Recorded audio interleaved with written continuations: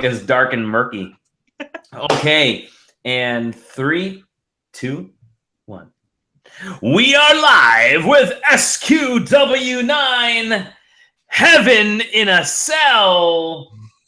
The 9th episode, the follow-up to Hell in a Cell, which was last week-ish. I am Dolly Domofsky. Wait, hold on. I am Dolly Bloody Big Toe Domofsky because, I was out mowing the lawn, and I'll get to that in a second of how I got that name. John on till 9:30, Kehoe. Oh, yeah. And JJ the Beholder. I kind of like that. that one. Yeah. Mm-hmm. All right. We were going to go on about 15 minutes earlier than this, but I had a horrific accident outside as I was mowing the lawn. You bled hard way. Yes, exactly. I had my own Hell in a Cell. This is quite possibly the most embarrassing injury when out mowing the lawn. I was moving my daughter's toys, and one fell on my foot and just gashed her trampoline outside as I'm moving out of the way. Like I lifted it up and kind of dropped it by accident and just gashed a big hole in my foot. So it's my big toe. Not even a fun story you can tell. Not even a fun story. It's an ultimate dad story. So any dads out there will know that these injuries happen, and they're not the best injuries to talk about. This isn't like Die Hard or Die Hard. This isn't like crawling through a vent with broken glass. Is that literally, right? This is. Anyways, fun show. We're gonna do another quick show. That's the joke. I like that. This week we're gonna have a quick episode. It's like the bum quick looks. They're like 2 hours long, and it's exactly. Well, in the span of the universe, because really we are just like a pin drop in time. A 4-hour episode is technically a quick episode. Anyways, we're gonna talk about a few things today. The Hell in a Cell results to see if John is gonna defend his championship. And we got some of the TNA madness. Some WWE for sale madness, and then the fantastic news about the new Cruiserweight show. So let's dive in with the Hell in a Cell. So before we get into it, I do want to say that for the last few weeks, John has been our champion right now. He is the reigning still SQW champion. I'm not sure where my championship is, which is maybe telling of how this week is going to go. How this episode could go. And the way we do it is that we make these predictions, and whoever gets the most predictions right becomes the champ. So we had a fatal three-way. What do they call it? A terrible triple threat match. Wow, jeez. That big toe injury is just warping every sensibility I have right now. It's all that blood loss. All that blood loss has made you very exactly. All that half a drop of blood. Anyways, I'm going to go through the list of the results right now, and we're going to find out how close we were, how off we were, and probably laugh at ourselves for even giving it a chance. So the first one right here, I'm going to go with the Hell in a Cell match, which was all of them, between the U.S. Championship, I should say, between Roman Reigns and Rusev. Now, I chose Rusev. I thought maybe it was his time. JJ and John, you guys both chose Roman Reigns. And the winner was Roman Reigns. So you guys won. No good for me. I tried. I thought it was cool that they were going to bring, give Rusev that push that I think he needs, but yeah, he does need it. And the match itself wasn't bad. It was especially about half. I mean, the first half of it or so was a little slow, but once they kicked it up to the next gear, it got pretty good. But the finish really should have been that chain and the accolade bit. I mean, I think that would have been again that would have made Rusev go over. But that was a cool looking spot, and they could have had Roman lose like a pass out or something like that. Keep him looking strong, but still look good in a loss, right? Yeah, the Stone Cold way, just the sharpshooter as opposed to giving up or something. Yeah, but no, he powered out like he did everything else, and it was a good. I thought it was a really good pace, and I thought it was a good match. Yeah. Except, I kind of groaned a bit of that stuff. Better than it really had any right to be, I think, in the scheme of things. Like it ended up a really nice match. Speaking of another nice match, the Luke Gallows and Carl Anderson versus Enzo Amore and Big Cass, and the winner was Gallows and Anderson, which both John and I chose, but not our good friend JJ. So, John, you and I get those points, which is good for me. I get my first point, so that's good. Suddenly, John's off to a good start, which I don't know if I like this. He's gonna get 2 for 2. But there was a fantastic promo. I have to say that promo before the match was great by Enzo and Cass. Yeah. So yeah, definitely check it out. They didn't win, but that was a good way to get things going. And I do like I just like everything about them. I think they're pretty cool. But I definitely think it was Gallows and Anderson. They are so good together. Yeah. Yes. They really play off each other really, really well. Yep. Like even in the way they wrestle with one another, like you could tell that they really have it tuned in to what each role is supposed to be in that team. Yeah. Yeah, it did seem like they were that both Gallows and Anderson were kind of focusing on Enzo.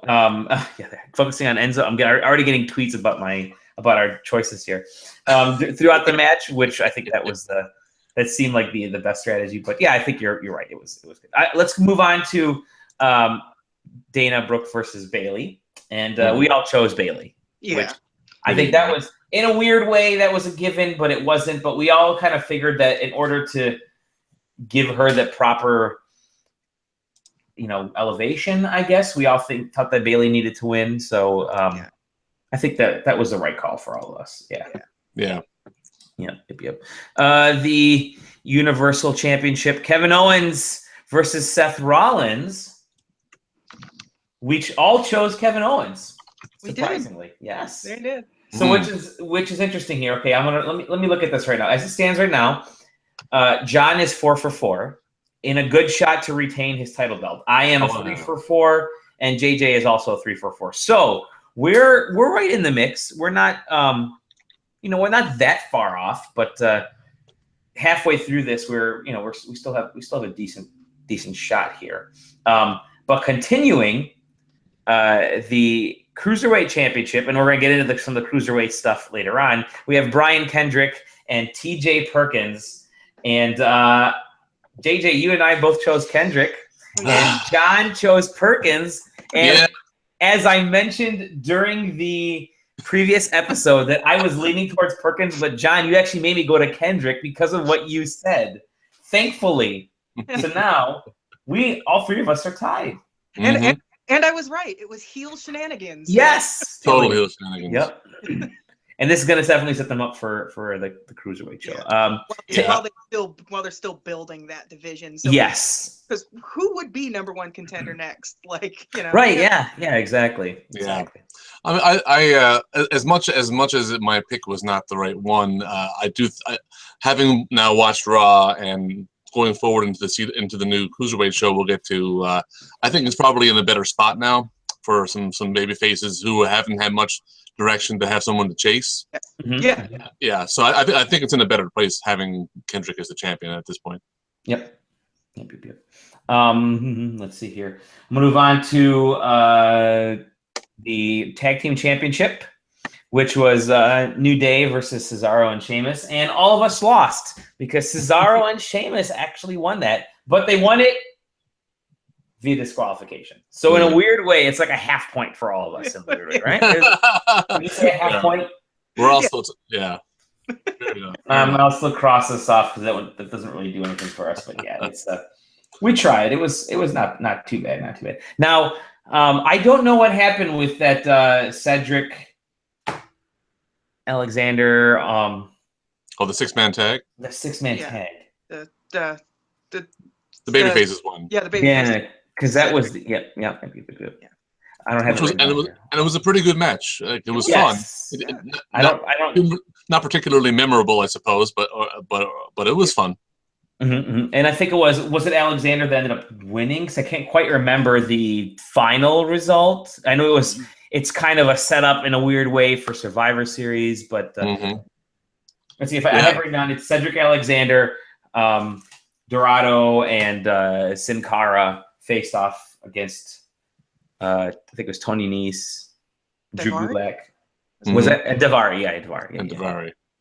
I think it was Cedric Alexander's side that won, right?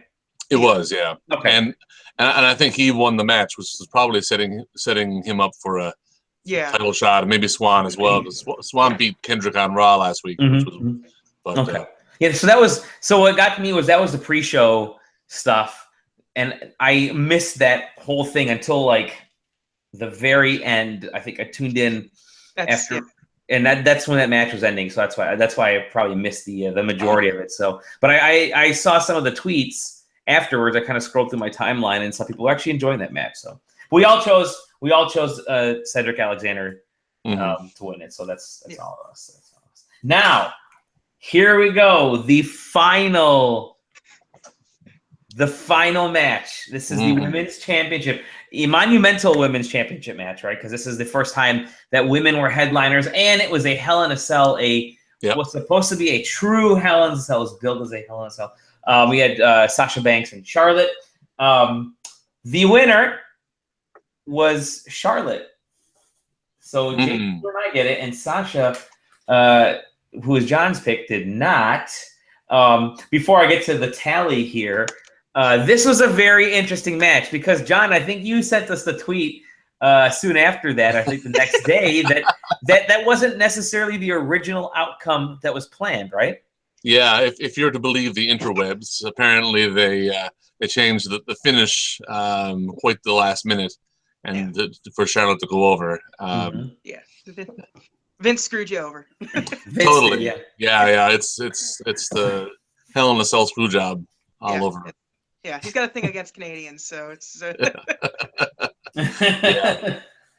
But to your point, I thought it was a really good match. I mean, the opening bit with Sasha, doing the stretcher job, was a little bit too long and drawn out. And, it started going into sort of being hokey at a point. Like it felt a little bit there, dragging it on. Like you recognized it immediately as the Mick Foley stretcher spot. Like it was so similar to it, and it's like, all right, we get it. She's gonna get up off the stretcher.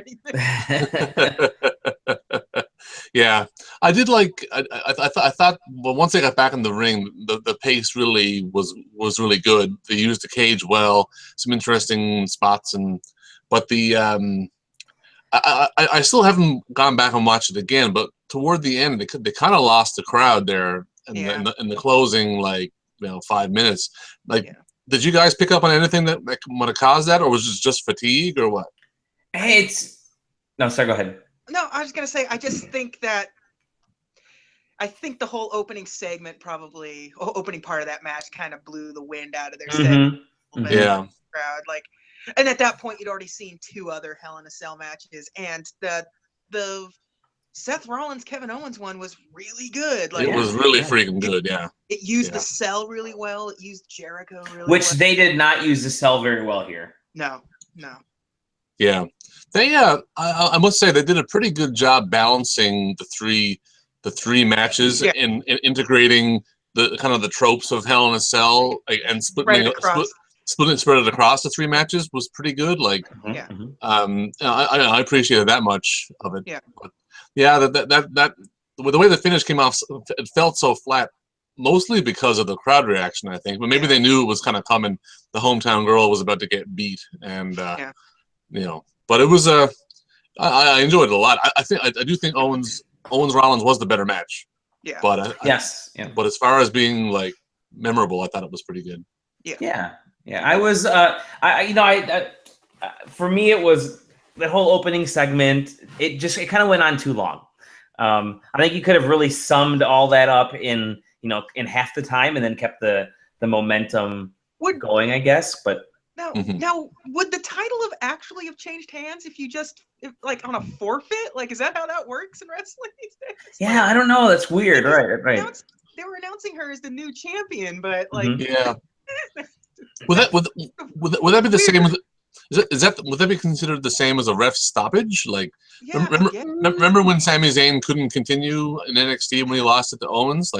Is it that kind of scenario? Yeah, it's just we don't know, I guess. Well, they can make. Yes, we do because they're about to announce her as well. Yeah, I mean, they can make the rules whatever way they want, but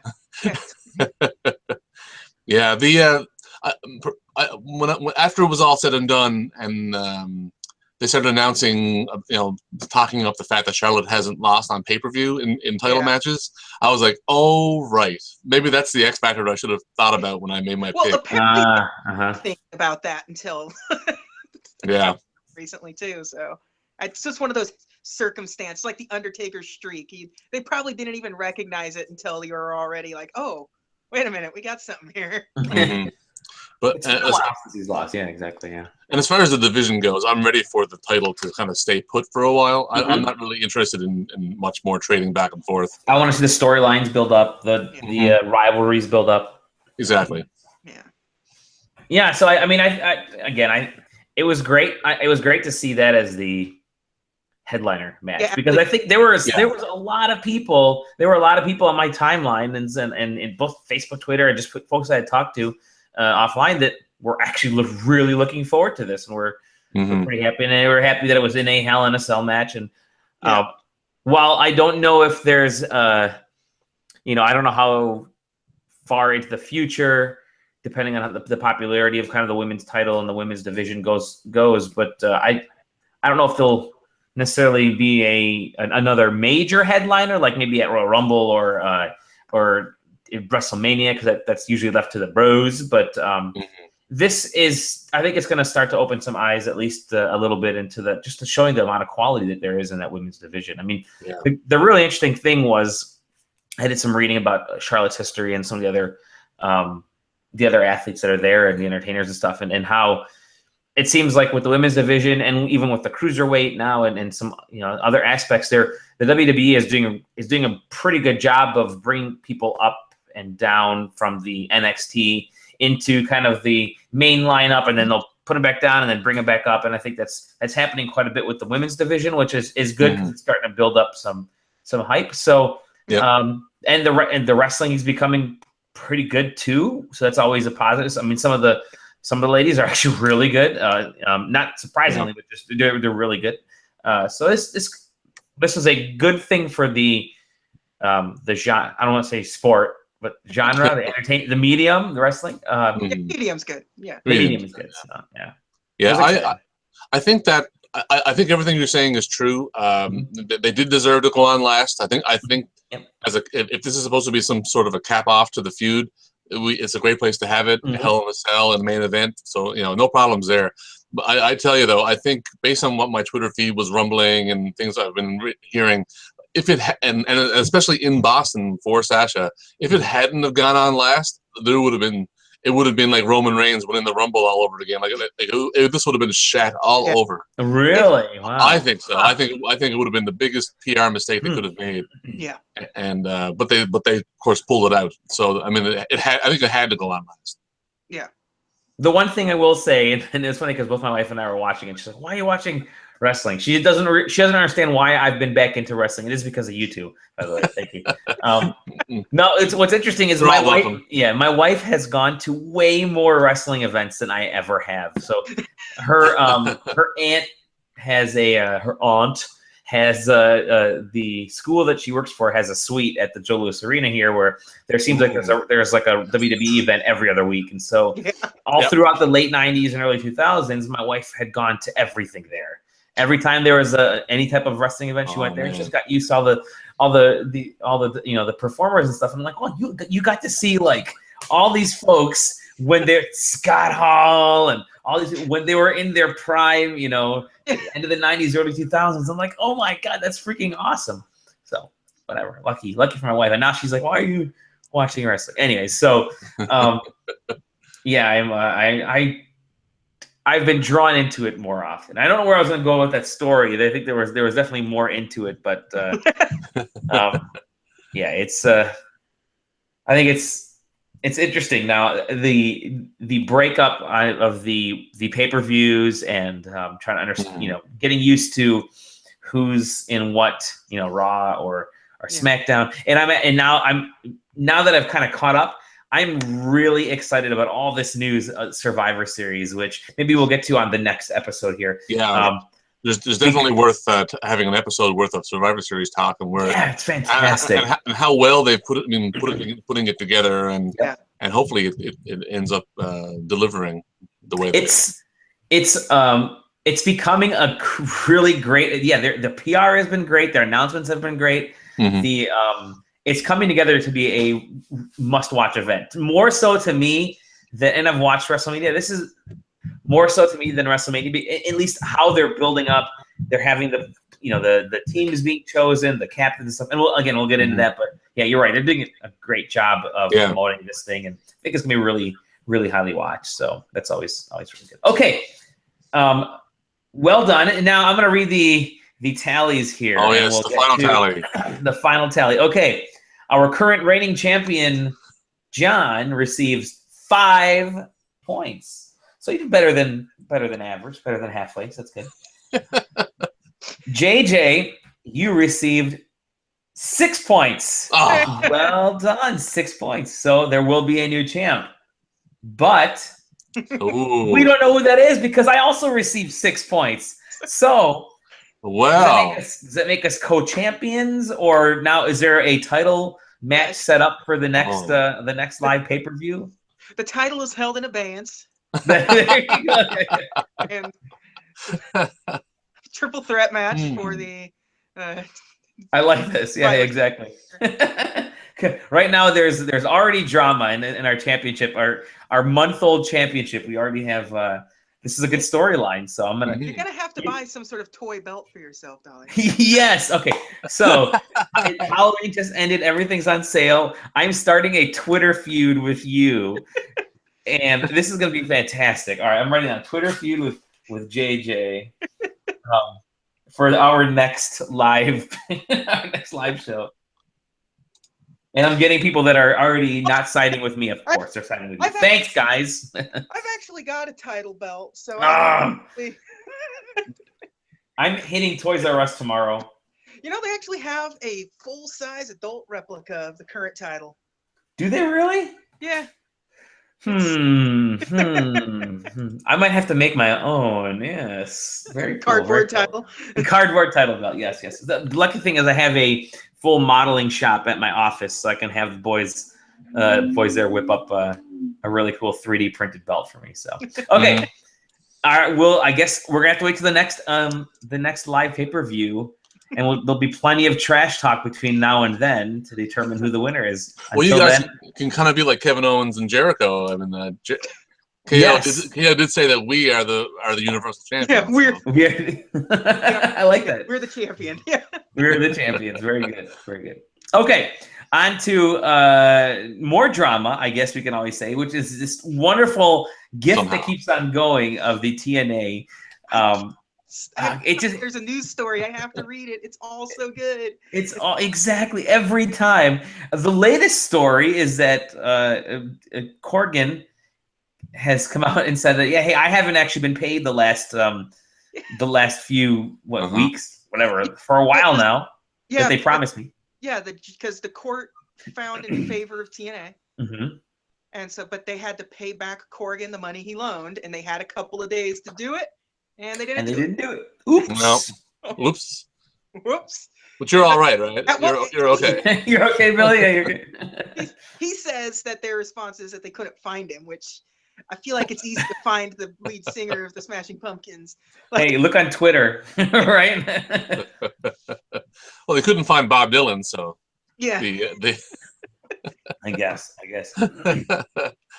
But it's such a fascinating story because now he's threatened to just, you know what, I'm going to give out all those tapes and I'm going to do anything that... Yeah, he's threatening to get his stock, convert it to the 36% and sell it off. And hinted at selling it to the WWE, which... Yeah, he said, I'm willing to sell to another wrestling promotion. So what's really crazy about this is that you can't script this. I mean, this is the stuff that Eric Bischoff would write, in the late 90s, early 2000s. You can't. Yeah, this is definitely a Vince Russo kind of storyline. Yeah, exactly. It's like a bad TV movie or something. Yeah. It really is. It really is. Even at its worst, WCW wasn't like this chaotic in terms of this side of the business side of things. Like, it's horrible. It's horrible. It's unbelievable.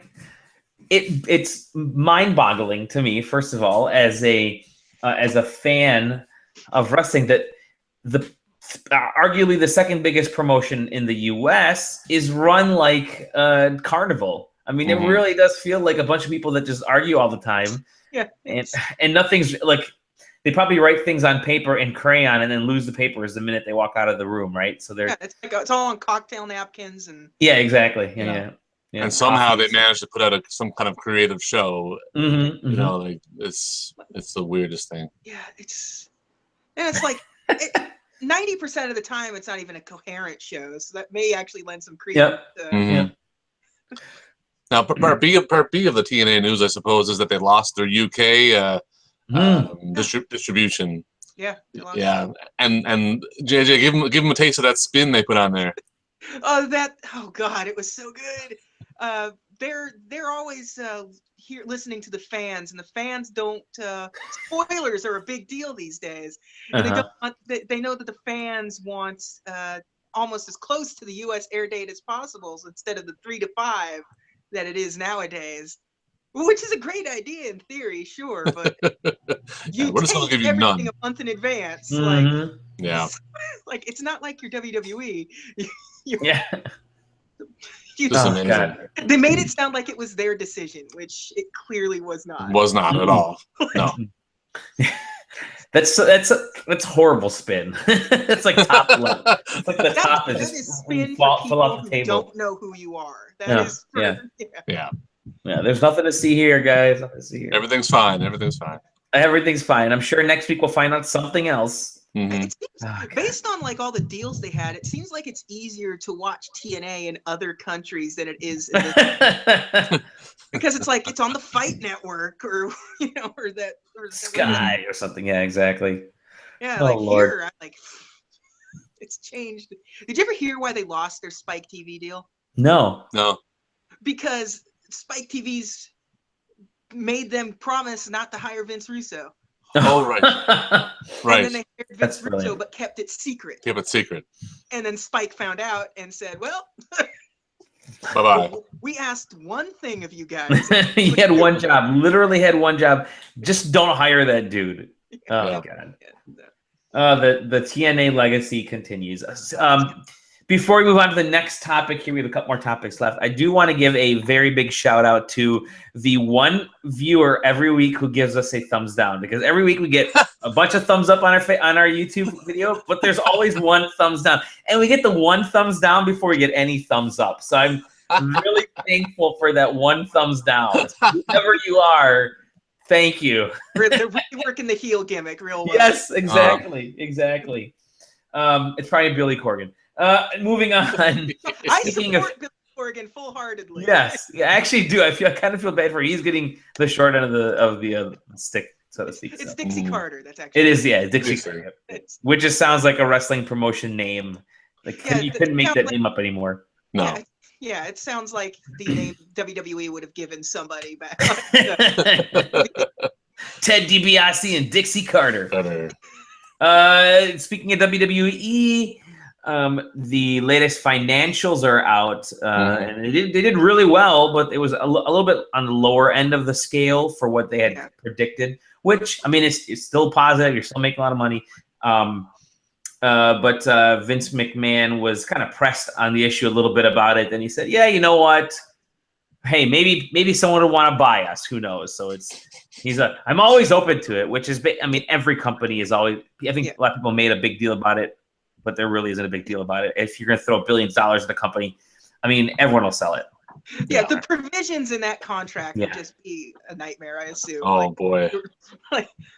You would have to guarantee these certain people spot. He's probably saying, if someone buys it from me, welcome to inherit that mess, right? Because they have contracts all over the place. They have talent that's there's still a lot of legacy stuff that they have to worry about. Now they're bringing people back like Goldberg and Brock, and they're trying to figure out what to do with them. And oh God, did you guys hear Goldberg's the excuse for why he was why his stuff hasn't been coming off very well recently. He's called it ring rust. Ring rust. Yeah. Ring rust, guys. Yeah. It's the good old. Yeah. I think he told somebody that he hasn't really been training yet for this match. Yeah. Which I think is complete horseshit, but you know. Yeah, right. Well, right. at the same time, I was talking with somebody about it. Like, even if he hasn't been training, it's not like Goldberg exactly had a technical style. Mm-hmm. Sure. Right. Yeah. So, like, it'll be kind of easy to shake off the ring rust because he had like 4 basic moves and most of them. Punch, kick, push, and elbow. Yeah. Yeah. Yeah. And like, if he can hit his finisher, he can sort of wing it through the rest of the match. Like. Yeah. And honestly, all people wanted to ever see with Goldberg was his finisher, right? Mm-hmm. And that was the spear, the spear and the jackhammer. The spear and the jackhammer, exactly. Yeah. Well, 30 seconds long, and yeah. But I mean, even with the awkward stumbling around and falling down and stuff, I mean, that pop was still really good. I mean, as much as we were talking about how Brock and Heyman, that segment kind of seemed to kill some of that momentum. Boy, I mean, big pops for Goldberg all the same. Like, so maybe there's some hope for it left. Yeah. Maybe we'll find out in a few weeks here, right? As a match, not much hope, but as a spectacle, as content, there's a lot to. As an attraction. So Survivor Series is 2 weeks away. Yes, the 19th, I think. Yeah. Okay. So it is 2 weeks away. Okay. Yes. It's that whatever. The 20th. Sorry, the 20th. The 19th is the NXT show. Oh, that's right. The 19th is the NXT. So, okay. Sometime around Thanksgiving. That's just. So 2 weeks from today, which is and again, next episode we'll kind of focus more on Survivor Series and the gobbledygook and everything that goes on with them. Well done, sir. Thank you. Finally, we brought up a little bit about the cruiserweight stuff and during the Hell in a Cell, but I definitely want to talk about this, and I'm glad you guys tweeted me about this earlier. It's really exciting because we were a fan of the Cruiserweight Classic, and now WWE has announced a brand new show called 205 Live, coming to WWE Network that's focusing exclusively on the Cruiserweight division. Yeah. I'm kind of curious how, fly by the seat of their pants this concept was, because it seems something weird to just bring in the Cruiserweight division and then just immediately introduce a brand new show. I almost wonder if they were taken aback by the popularity, the overwhelming popularity of that tournament. Mm-hmm. I would say so, and I think in contrast, they're probably a little surprised at how flat it's kind of been on Raw a little, since, and maybe they're trying to find that balance and use the 205 as a way to figure out what's that secret formula that they need to tweak the Raw version. Maybe doing something to sort of get Vince McMahon's fingers out of it a little bit. Maybe. Like if they wrestle on the 205 show the way they did on the CWC, like a little more high risk, a little more technical, rather than hooking, small guys hooking chin locks for a couple of minutes. Yeah, it'd definitely be interesting to see. Like, this is being taped, or not taped, but broadcast immediately following SmackDown now. Right? Yeah. So now the guys are going to wrestle on Raw and then go right to SmackDown and do that show. Yeah. And a couple of them are still on NXT from time to time too. So. Yeah, I mean, Swan is on there all the time, and Gulak and that. But I mean, it's interesting to see how, they're really going to spread these guys around and try to cultivate it. That's, to me, that's good, because like one of the best things I've heard people say is that the Cruiserweight division has been treated like the old Divas division on Raw. Like throw them out there for a couple of matches, only one real feud going on. Everybody else does multi-person matches. Yeah. So if this is a real show with some real storylines and stakes, I'm all for it. Go for it. Yeah. And Jack Gallagher is coming back, so yeah. Oh, cool. I'm on top of that. And they announced they revealed the announcing team. Oh yes, best case scenario, I like to call them. Yeah. What'd you call it? Best case scenario? Yeah, Morrow and Corey Graves. Are you kidding me? Come on, that's what should be on Raw now. Yeah. Yep. Well, great. It's just another thing to look forward to on WWE Network, and I think it's a great place to have it, because one thing that was really interesting to me about the Cruiserweight Classic was there was really good high technical wrestling. There's something that I would come back to specifically to watch for the wrestling, instead of for whatever the kind of the current plot was, I guess you could say. And that was what the Cruiserweight Classic was. I mean, I still go back every once in a while and I'll pop one of the, oh yeah, I remember that one match. That was kind of cool. There were some interesting things happening there. So I do think personally that putting on WWE Network is going to help it grow quite a bit. So I think it's the right thing to do. Yeah. Give them the space they deserve, their own show. It pushes Talking Smack an hour back now as well. Oh, does it? Okay. Yeah, because that used to start immediately following SmackDown, and I mean, you'd have guys doing the main event angle at the end of SmackDown, then have to run to the back, find that studio spot, and try to get in there, for, do an interview, right? But so I guess it gives them another hour to get all that sorted out. It's too bad, because that means I can't, because here it comes on. Talking Smack comes on 11:30. So I'm not going to be able to watch Talking Smack every Tuesday. I'll have to watch it back on a different day now, which is fine. But all the hot angles happen on Talking Smack. So that's true. That's true. They did try to bring in the Raw version of that show now. I see. Which wasn't bad. I watched that. It was following Hell in a Cell, and man, Booker T was pushing some buttons. It wasn't bad. That little interchange with Kendrick, I loved it. Yeah, I just don't like Jerry Lawler anymore. and he wasn't there, as what was great. No, I was glad. It's like because I was worried it was just going to be like the pre-show stuff that they do, but it wasn't. So no, it was enjoyable. Yeah. Well, lots to look forward to, and a lot to look forward to over the next couple of weeks as we prime up for Survivor Series. Start talking about that. Maybe we'll talk a little about the history of Survivor Series, and then we still have to get to the video game iteration episode, which I think is going to be a lot of fun. Maybe we'll save that for early December. We'll see. November is already flying by. Before you know it, it's going to be. Either way, thank you, gentlemen. We have come to the end of our show. We've left the title in a sort of dramatic limbo that will only be determined in the next triple threat match. Maybe for the next triple threat match, it's going to be JJ versus I, but then John, you're going to be kind of our guest referee. That could be a stunning twist to the. And then you get your mandatory rematch at whatever. What's after? There you go. Mandatory rematch. What's in December? I'm not sure. Roadblock. There's Roadblock. Oh yes, there you go. Roadblock. That's there's a rumored main event for that already. So. Okay. All right. Good. All right.